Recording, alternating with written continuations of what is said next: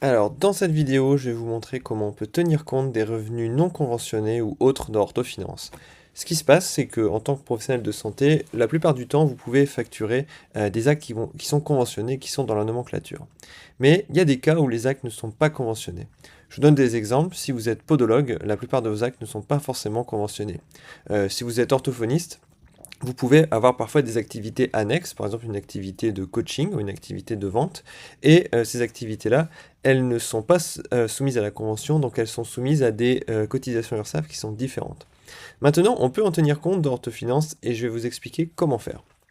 Donc, dans Orthofinance, on va aller dans mon profil et mes paramètres. Dans mes paramètres, on a ici une nouvelle section qui s'appelle taux de revenu non conventionnel, et on a un pourcentage. Alors qu'est-ce que c'est que ce pourcentage? Si c'est 0, tous vos revenus sont conventionnés. Là c'est simple, il n'y a aucun exotisme, vous ne faites que des revenus selon la convention.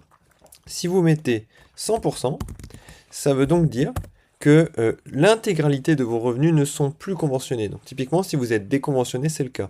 Ou pour un podologue, par exemple, comme la plupart de vos actes ne sont pas conventionnés, vous mettriez 100%. Et il y a des cas où on est un peu entre deux. Peut-être que vous facturez par exemple à une structure de soins sans respecter la convention, donc peut-être que 20% de vos revenus ne sont pas conventionnés.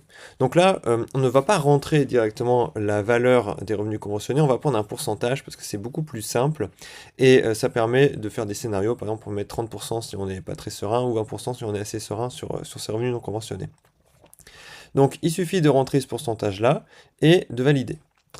Ensuite, on peut déterminer le pourcentage en vous basant sur vos anciens échéanciers. Si on clique sur le petit point d'interrogation, on a ici un exemple d'échéancier URSSAF et on vous montre comment calculer le pourcentage.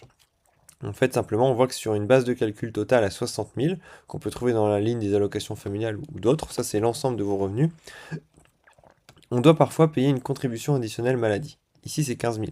Et cette contribution additionnelle, elle ne se paye que sur le revenu non conventionné.